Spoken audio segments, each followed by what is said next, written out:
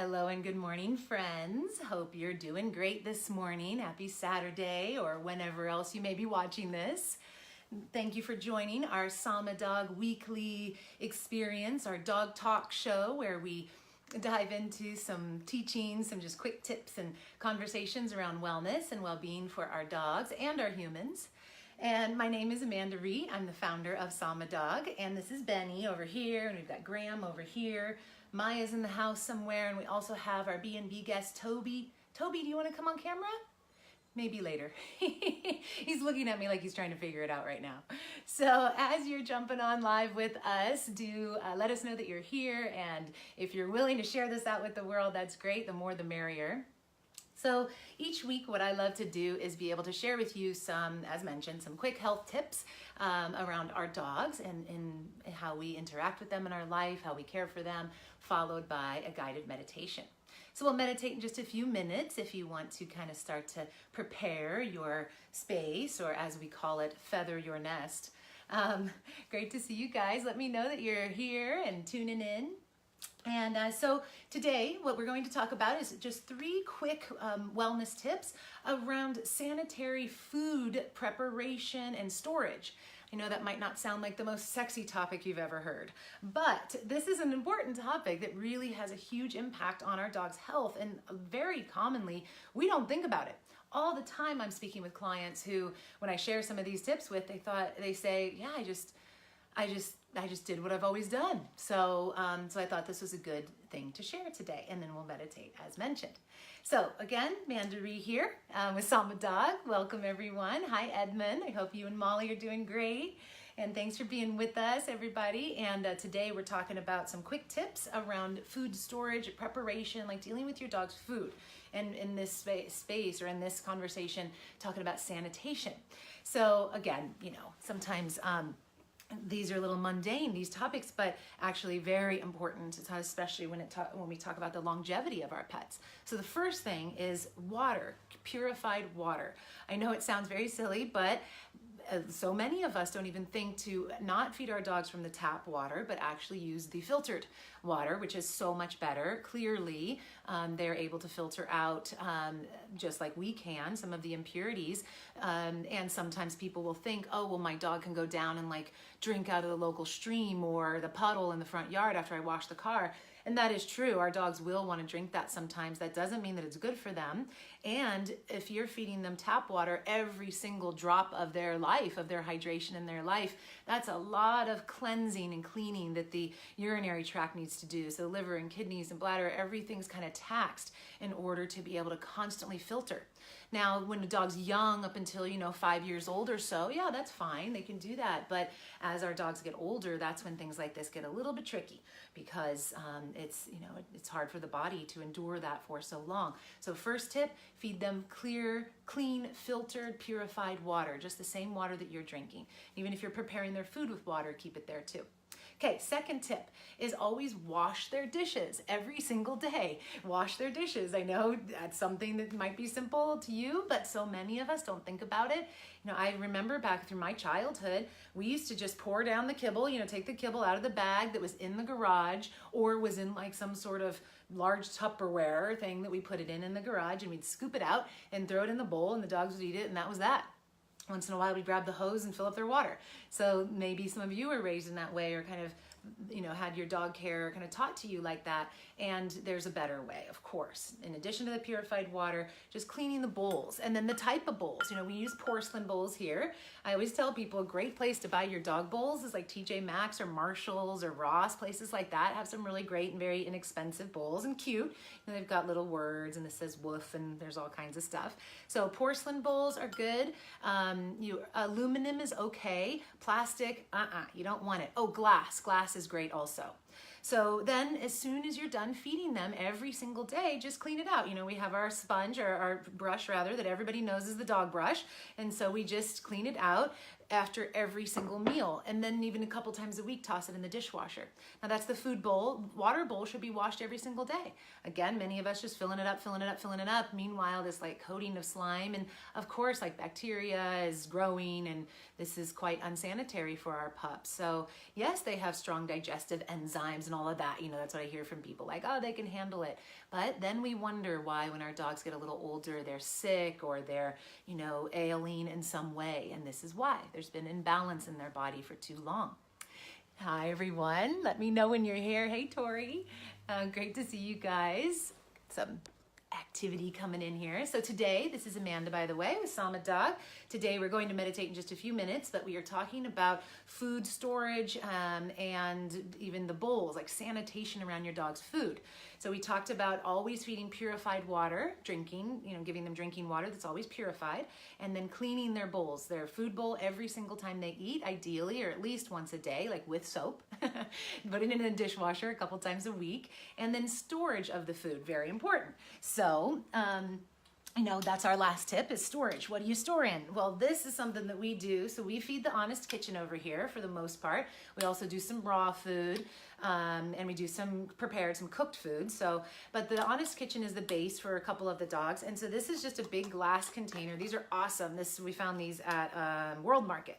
So Target has a lot of stuff like this too, of course, but this is just, an air sealed lid, and then we've got different flavors of the Honest Kitchen, and we put them in these big things. These are awesome. Then Benny's food, who is cooked food, that goes in a glass Pyrex bowl, and then you have, of course, have your rubber, your plastic lid, but the food itself is resting in the glass. Because it is, just like it is important for our food not to be stored in plastic, same, the plastic leaches, there's lots of super toxic chemicals in plastic, and it can make a big difference. Another thing, the last thing I'll say around food storage is if you aren't going to put it in some sort of glass container, don't take it out of the bag and put it in some big plastic bin, or some trash pail that people have, or sometimes you even have like those plastic bins that have like dog prints on them, and it's real cute, but it's still plastic. And again, as soon as you put that in your garage and then you're here, it's humid, it's hot, all of those plastic chemicals are certainly leaching out in the food. It's best to keep the dog's food, if you are feeding kibble or really any food that you're feeding, in most cases, it's best to just keep it in the original packaging. That's what they tell us, is because that's meant to, have the proper coating on the inside to keep the food as fresh as possible.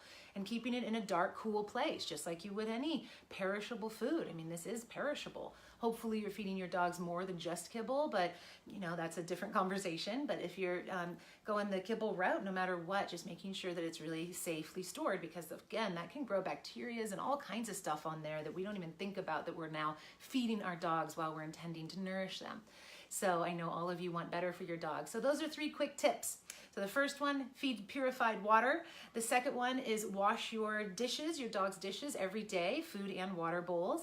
And then third, storing your food in non-plastic containers. Ideally, glass is always going to be best, or the original packaging that it came in. 3 quick and easy kind of sanitary food tips, but can make a huge difference for your dogs. Especially if you're noticing that your dog has any sort of digestive disturbance, a little bit of diarrhea or constipation, or just has a sensitive tummy, or like my little guy the other day, he wasn't feeling too well, and I was laying next to him and I could hear his tummy growling. So if you're having that kind of situation, then this might be an especially important thing to look into, or kind of to reflect on in your dog's life. So let me know and let us know if there's any other tips that you guys have that are watching and tuned in. Do you do something a little different? Maybe you have a certain kind of way in which you store your food, or a favorite kind of container that you might have. They're coming in from the Netherlands. Tara, hi. Oh, and Draina's here with us too. Good food storage tips. Yeah, let me know if, like I said, if you guys have any. Another thing, when we're mixing up our Honest Kitchen, it's a dehydrated food. So we just use, of course, this is rubber, so there's some plastic there, but it's not getting hot, it's not getting cold, it's not being stored with it, it's just being stirred there. And because the containers are hard, it's a little bit easier with a soft device. I used to have like wooden spoons and things like that, but even that's so porous. So you want to be able to clean it and disinfect it really well. So this is our spoon. You never thought you'd be watching a Facebook Live where people were showing you your kitchen utensils, did you? Especially ones that they're using for their dogs. But that's what we do here at Sama Dog, or Dog Talk. I'm very interested in these things. Some of you must be a little interested, or you would have hung up by now. So, that's a wrap of our tips for the day. Now let's meditate together, shall we? So you can bring your pups around and take a few moments to get comfortable. We'll meditate for just a few minutes. And if you want to learn more, if you're into the wellness side of things, and for humans and dogs like we are, then definitely continue to check out what we've got going on at Sama Dog. We do have our signature 6-week course coming up. It starts October 11th. That'll be announced in our next newsletter, so just make sure you're on our newsletter and you're in the loop of all the goodness happening over there with the Sama Dog Pack. Over here, I should say. Here we are. All right, so now that you're comfortable, settled, please go ahead and close your eyes whenever you're ready. And keeping in mind, as always, that we just let the dogs do whatever they want to do. They can just come and go as they please, and they'll settle as we continue to practice. So start with some deep, full, huge, long breaths, the longest of the whole morning, the whole day so far.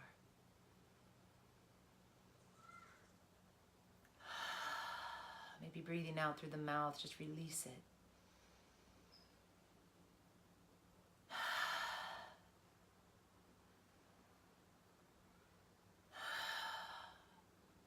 Sometimes just the breathing alone can be so relaxing, grounding, resetting. So now that you're feeling a bit more settled, allow the breath to still move freely and naturally.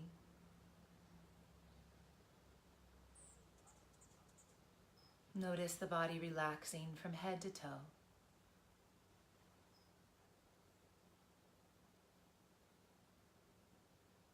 Relaxing your facial muscles and your jaw, your shoulders. Just let go now.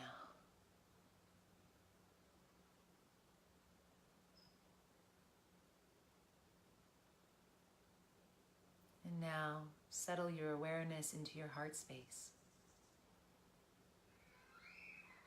Into that area that love and compassion flows to us and from us. That space in which we connect with all beings, all sentient beings.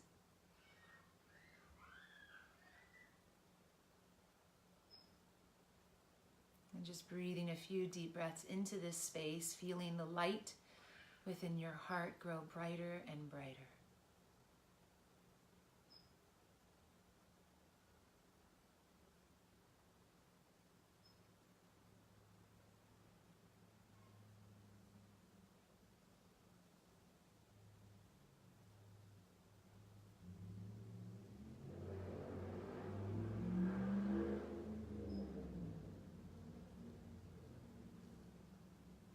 Settle your attention again onto the breath as it moves in and out. Or perhaps you have a mantra, a technique of your own. Please feel free, of course, to practice that now. We also have a universal mantra, silently hearing in the mind so on the inhale, hum on the exhale. Silently hearing so on the inhale, hum on the exhale. Maybe this is more comfortable. Choose what's best for you without engaging too much thought in it. Just let it be, whatever feels right. And we'll sit here for a few minutes in silence, staying connected to our practice, to our breath, to the quiet space within.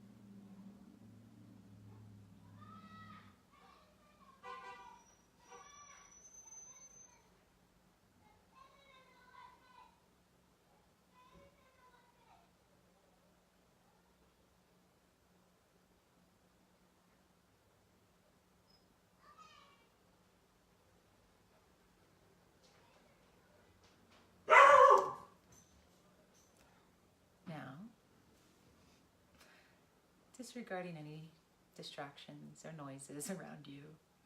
Continuing with your eyes closed. There will always be distractions during meditation. Just coming back to our breath, coming back to that quiet connection. And with your eyes closed and your body relatively still, if your dogs, your pets, your friends are nearby, just slide your hands over and place a hand on or near them. And as you're touching your furry friends, or maybe your friends that have more skin, or less fur, I should say, just connecting there. Feeling the energy coming down your arms and into their being, and from their being and up your arms and into your heart and back from your heart to them, and feel this beautiful flow. This light,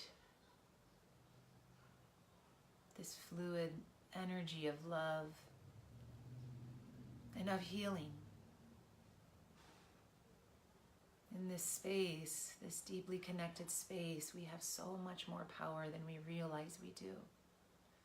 We can clear, we can communicate, we can realign our beings on every level, body, mind, and spirit. Same for our dogs, so do that now for just a few moments.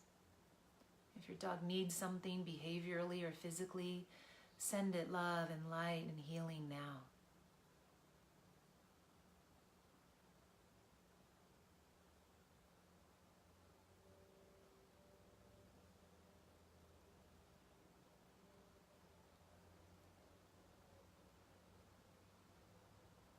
You can finish that connection off with a little squeeze, a little pet, little quick massage. They'll always appreciate that. And if you'd like, you can bring your palms together and hands toward your heart. Feeling that connection deep within, once again, staying connected through this space forever and always. And we'll seal with an Om. Breath in.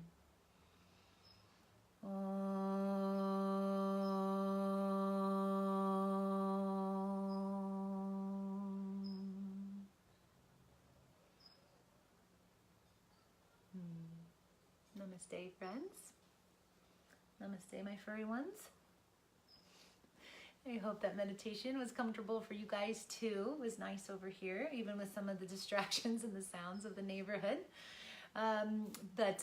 You guys are wonderful. I love being together with you every weekend. Thank you for participating, for sharing the love, for caring about your dogs in this way, for washing their bowls today, maybe a little better than you did yesterday. And we will, of course, keep coming to you every Saturday morning, 9 a.m. Pacific time. As mentioned earlier, we have our next course coming up starting October 11th, our 6-week online course. People really loved this course the last time. Oh my gosh, I heard so many great, still rave reviews about it. So I'm extremely excited to be able to share that out there with all of you again. You'll see lots more information over the next few weeks. Let's see what Tara said. Tara is in Brussels. Oh no, Tara is a Brussels Griffin. Okay, I thought you were in Brussels. With eye problems, the atrophy, giving her bottled water and her eyes are so much drier and cleaner. Ah, interesting. So, of course, seeing how the whole body can be benefited from these holistic principles, and just sometimes the smallest things that we're doing that we don't think about, like we said. So great job, Tara, bringing that in for the pup. So again, thank you guys for being with us. We'll look forward to seeing you next week. Lots of love to you and your doggies. Namaste. Bye for now.